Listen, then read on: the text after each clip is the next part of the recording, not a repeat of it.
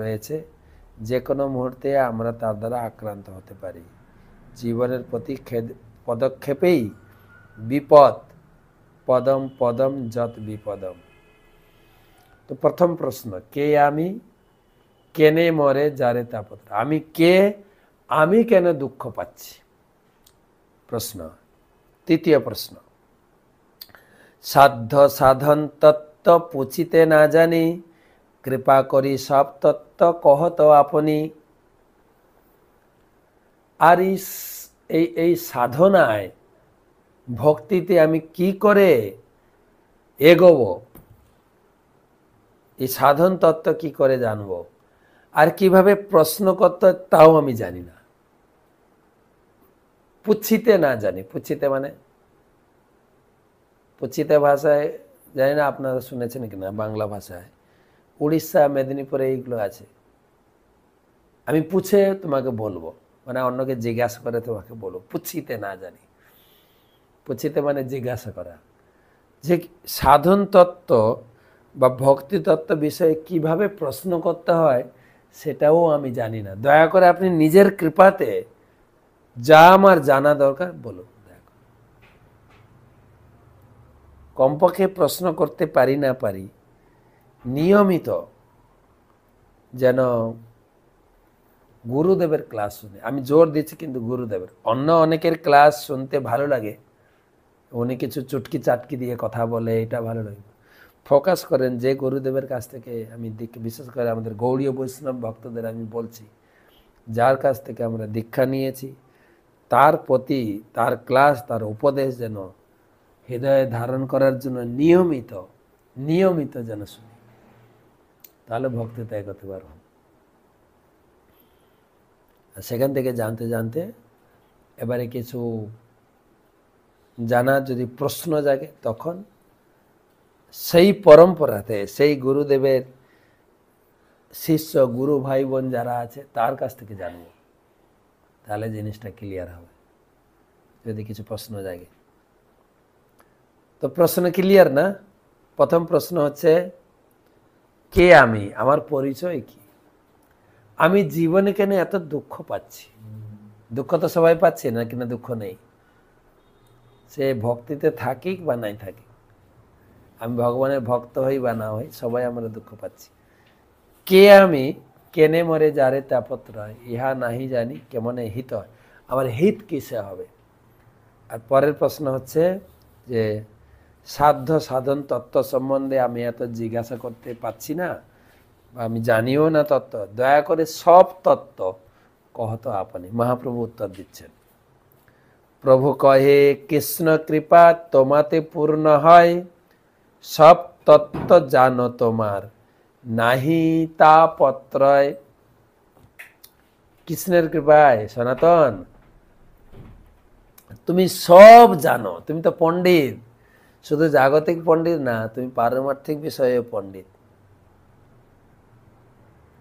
সব তত্ত্ব জানো, তোমার দুঃখ নেই। আপনি বলেন দুঃখ নেই, আপনি তো বাইরে থেকে দেখবেন জাগতিক লোকেরা যত দুঃখ আছে ভক্তদের দুঃখ ততটাই, কিন্তু না, দুটোর চিন্তাধারা সম্পূর্ণ আলাদা। বাইরে থেকে আপনি দেখতে পারেন, যেরকম প্রভুপাদ উদাহরণ দিয়েছেন, বিড়াল দেখেছেন, বিড়াল আছে ঘরে, বিড়াল বিড়াল তার খাবার ইঁদুরকে ধরে মুখ দিয়ে, আবার যখন বিড়াল বাচ্চা প্রসব করে, আমি বাড়িতে দেখতাম, বিড়ালের বাচ্চা জন্ম থেকে অন্ধ থাকে, তাই মা বিড়াল তাকে মুখে কামড়ে এই ঘর থেকে ওই ঘর থেকে ওই ঘর থেকে ওই ঘরে নিয়ে যায়। আচ্ছা, সেই মুখ দিয়ে তার শিশুকেও নিচ্ছে, সেই মুখ দিয়ে ইঁদুরকে নিচ্ছে, দুটো একই তো নাকি? না, না, দুটো সম্পূর্ণ আলাদা। ইঁদুর মৃত্যুর ভয়ে ছটফট করছে, আর বাচ্চা স্নেহ মাখা মায়ের আশ্রয়ে আনন্দে আছে। দুটো আলাদা, কিন্তু দেখতে একই রকম। তাই ভক্তদের জীবনে যে দুঃখ সেটা আলাদা। তারা এই আত্মীয় স্বজন, পরিবার পরিজন, নিজের দেহ ভিত্তিক ওই দুঃখতে খুব একটা তিনি প্রভাবিত হন না। প্রহ্লাদ মহারাজ বলছেন সোচে আমি দুঃখ করি কিসের জন্য জানো? প্রহ্লাদ মহারাজ বলছেন যে এত সুন্দর সুযোগ রয়েছে, হরি নাম করো, মনুষ্য দেহ পেয়েছ, তোমার বুদ্ধি আছে, হরি নাম করছে না লোকে, তাদের জন্যই আমি দুঃখ করি। কি হবে লোকগুলো? প্রভুপাদের জীবনীতে পাওয়া যায়। প্রভুপাদ একদিন রাত্রে প্রোগ্রাম করে ফিরছেন,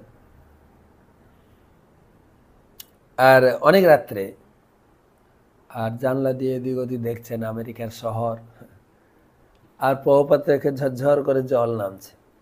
প্রভুপাদের যে সেবক ছিলেন, সেক্রেটারি ছিলেন, বলছে প্রভুপাদ আপনার কোনো শারীরিক কষ্ট? সারাদিন প্রচুর পরিমাণে অনুষ্ঠান গেছে, তার গাড়ি থামিয়ে আপনি একটু বিশ্রাম নেন, তারপর আমরা যাব। বলছে না না না, আমার শারীরিক কোনো কষ্ট নাই। আমি দেখছি দেখো আমেরিকা দিন রাত সমান হয়ে গেছে, রাত্রিটা ভগবান দিয়েছেন একটু বিশ্রাম করো, সারাদিন কাজ করো, কিন্তু পরিবেশ এমনভাবে তৈরি হয়েছে দিন রাত লোক পরিশ্রম করছে, দিন রাত সমান পরিমাণে পরিশ্রম করছে। তারা যদি একটু হরিনাম করতো, গীতা পড়তো, এত পরিশ্রমের দরকার ছিল না। খাই কতটুকু আমরা? তাদের দেখে আমি দুঃখ করছি, যদি সবাইকে আমি হরিনাম করাতে পারতাম, সবার কাছে গিয়ে যদি জড়িয়ে ধরে একটু হরিনাম শোনাতে পারতাম, সবাইকে জড়িয়ে ধরে একটু যদি গীতা পড়াতে পারতাম। আমি তো করতে পারছি না, আমার সেই শক্তি নেই। বা ভগবান যদি সেরকম পরিবেশ দেন, প্রত্যেকটি লোক হরিনাম করবে, হরিনাম করো আর সুখে থাকো, তাদের জন্যই আমার দুঃখ। তো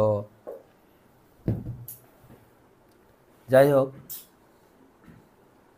তোমার নাহি তাপত্রয় ভক্তের। আমি আমার গুরু মহারাজকে দেখেছি, মনে পড়ে বছর 2 মানে করোনার আগে, সম্ভবত 16 কি 17 সালে গুরু মহারাজ যেরকম অসুস্থ ওই রকমই অসুস্থ তিনি 8 সাল থেকে হয়েছে। কিন্তু আমরা বাইরে থেকে দেখছি গুরু মহারাজ অসুস্থ। ব্যক্তিগত জীবনে আমি দেখেছি, গুরু মহারাজের সঙ্গে আমি ছিলাম বোম্বেতে, জিবিসি মিটিং ছিল। তো আমি কিভাবে সৌভাগ্যক্রমে ওই সময় ছিলাম বোম্বেতে, তো দেখেছি নিয়মিত যেরকম উঠেন রুটিন মাফিক 4টে 3:30 থেকে গুরু মহারাজ জেগে যান, মঙ্গল আরতির পরে তার এক্সারসাইজ, তারপরে তিনি স্নান করে প্রসাদ পেয়ে মিটিং, 10টা থেকে 1টা মিটিং, 1টা থেকে 4টা লাঞ্চ ব্রেক, দুপুরে ভোজনের জন্য ব্রেক থাকে, সেই 3 ঘন্টা আবার ব্রেক নেই। বোম্বের আশেপাশে, হ্যাঁ, বরোদা, সুরত, আহমেদাবাদ, বিভিন্ন জায়গা থেকে, পুনে থেকে বাস ভর্তি করে গ্রুপ ভক্তরা আসতো গুরু মহারাজের সঙ্গে দেখা করব, গুরু মহারাজ কাছ থেকে একটা ক্লাস শুনবো, আসতেন। মিটিং থেকে বেরিয়ে ক্লাস দিতেন, ক্লাস দিয়ে এসে ভক্তের সঙ্গে দেখা টাকা করে এসে প্রসাদ পেয়ে অল্প একটু রেস্ট নিতেন, আবার 4টা থেকে মিটিং, প্রায় 7টা, কোন 7:30। আবার বলতেন আমি ক্লাস দেবো, মন্দিরে গীতা ক্লাস দেবো।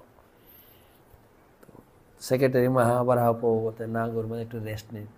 বলে আমি সন্ন্যাসী, রেস্ট কিসের? যদি একটু গীতা ভাগবত আমি না পড়ি, না ক্লাস দিই, আমার এই সন্ন্যাস জীবনের কী মূল্য আছে?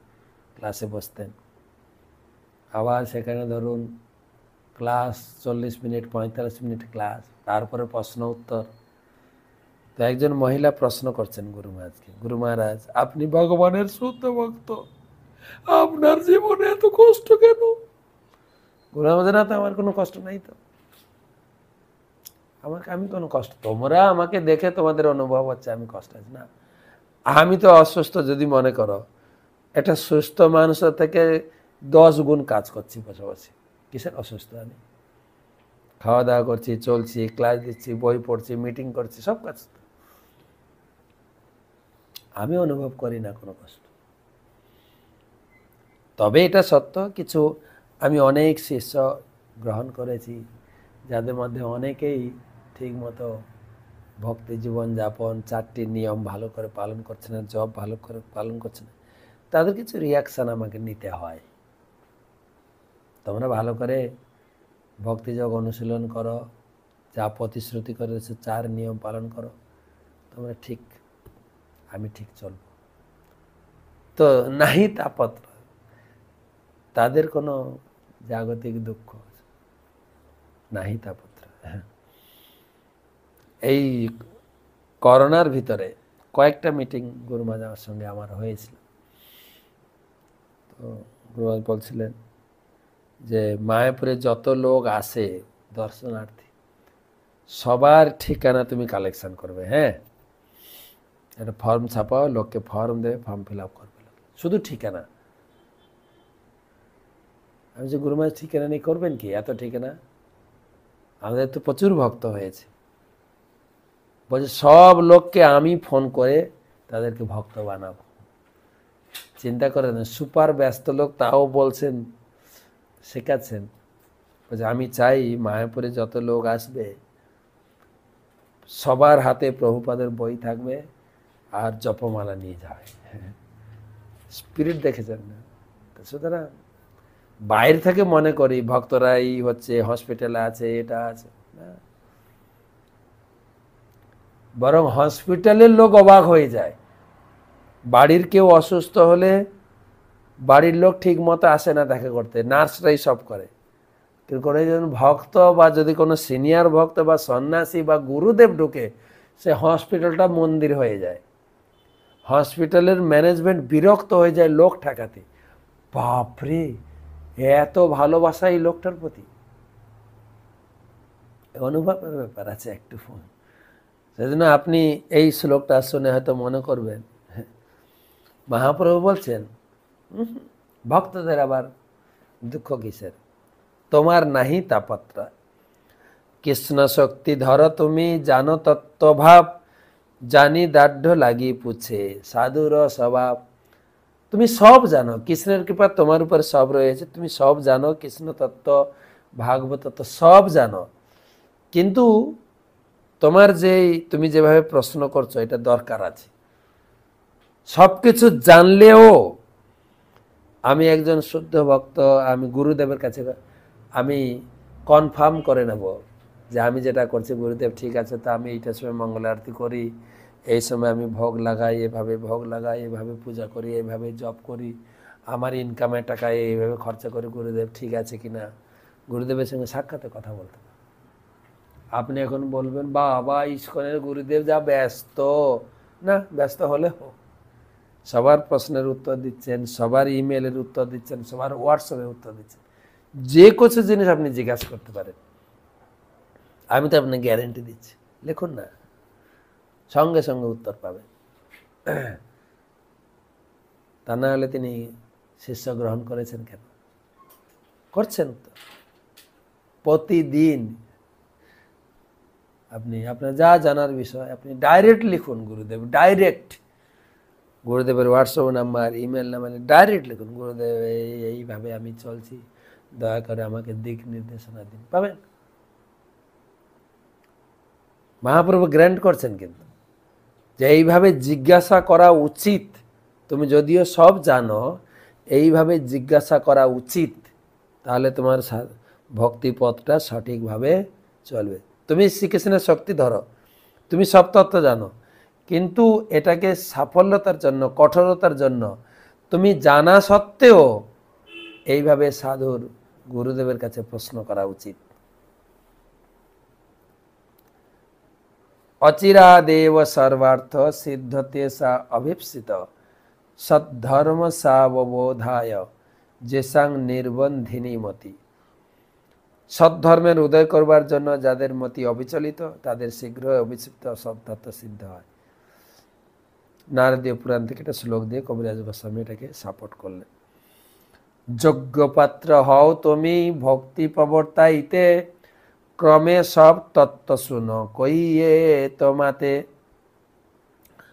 তুমি যোগ্যপাত্র, তুমি, তোমার কাছে আমি সব তত্ত্ব খুলে বলবো, যার ফলে তোমার মাধ্যমে লোকেরও ভক্তি তত্ত্ব জ্ঞান হয়ে যায় এবং ভক্তি তত্ত্ব প্রচার হয়।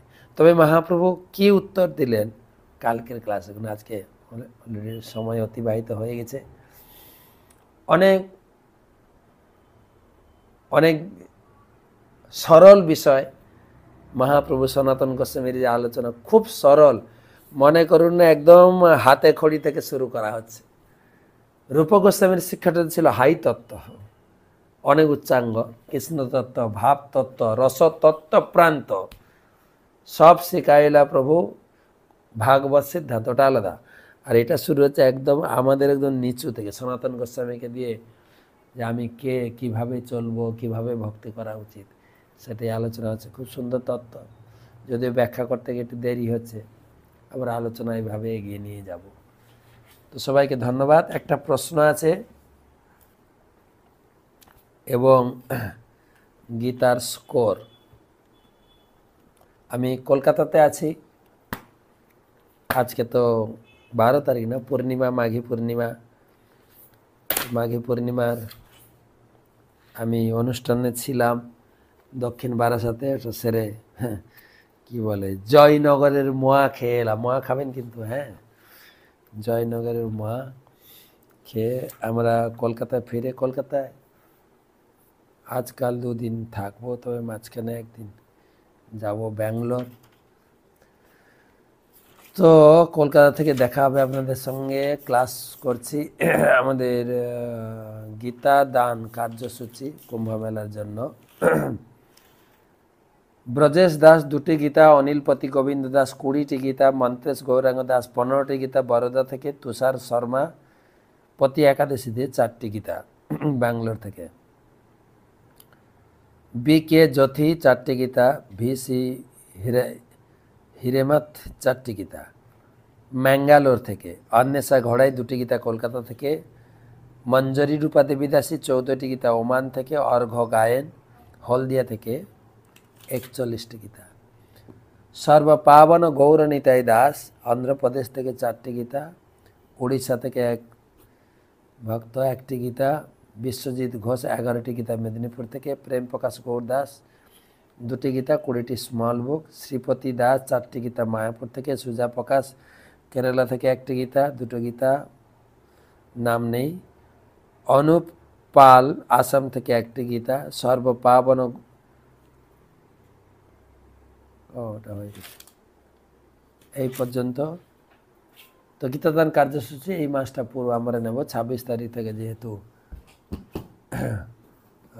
রয়েছে প্রোগ্রাম, 26 তারিখ পর্যন্ত কুম্ভমেলা চলছে। কুম্ভমেলা গীতাদান এখন চলছে, আমি চলে এসেছি, আমাদের গ্রুপ রয়েছে, ওখানে গীতাদান আছে। তো যারা যারা গীতাদান করেছেন সবাইকে কৃতজ্ঞতা জানাই, ধন্যবাদ জানাই। সেই সঙ্গে আপনাদের এবং আপনাদের পরিবারের মঙ্গল কামনায় গীতা বক্তা ভগবান কৃষ্ণের কাছে প্রার্থনা জানাই। হরে কৃষ্ণ কৃষ্ণ কৃষ্ণ হরে হরে, হরে রাম রাম রাম হরে হরে। আপনারা অন্যান্যদের কাছেও সেই সুযোগ পৌঁছে দিন, আপনার আত্মীয় স্বজন, পাড়া প্রতিবেশী, এই মহা সুযোগ। যে যেখানে থাকুন সাধ্যমতো কুম্ভে কিছু দান পাঠিয়ে কুম্ভের সুফল লাভ করুন। একটা প্রশ্ন, সাগর তালুকদার বাংলাদেশ থেকে, মহারাজ আমার একটি প্রশ্ন ছিল, সেটি হচ্ছে ভগবানের শরণাগত হতে হয় কিভাবে? সুন্দর প্রশ্ন, কিন্তু সনাতন গোস্বামীর মতোই। এবং কিভাবে আমি বুঝতে পারবো যে আমি ভগবানের শরণাগত আছি? প্রথম লক্ষণ হচ্ছে ভগবান যে পরিস্থিতিতে থাকেন বিচলিত হবেন না। সবই সুখে থাকলেও ভগবানের কৃপা, দুঃখে থাকলেও কৃপা। এর উত্তর গীতার প্রথমেই পাবেন। 2য় অধ্যায় 54 নম্বর শ্লোকে অর্জুন প্রশ্ন করেছেন ভক্তের লক্ষণ কি, তিনি কিভাবে কথা বলেন, তিনি কিভাবে অবস্থান করেন, তিনি কিভাবে বিচরণ করেন। ওখান থেকে আপনার উত্তর পাবেন 2য় অধ্যায় 54 থেকে 72 পর্যন্ত। ভক্তের জীবনে দুঃখ এলেও বিচলিত হয় না, সুখ এলেও বিচলিত, সব ভগবানের কৃপার উপর নির্ভরশীল। এটা হচ্ছে ফার্স্ট লক্ষণ। সুখে দুঃখে সমকৃতা, লাভ লাভ জয় জয়। হ্যাঁ, তারপরে তো বাকি লক্ষণ আর আছে, এইটুকু উপলব্ধি করলে হবে। ভগবান যা করেন মঙ্গলের জন্য, এটা কিন্তু চূড়ান্ত কথা। এটাকে মেনে নেওয়া, ভগবান যা করেন মঙ্গলের জন্য। আমাকে সুস্থ রাখুক, অসুস্থ রাখুন, সুখে থাকি দুঃখে থাকি,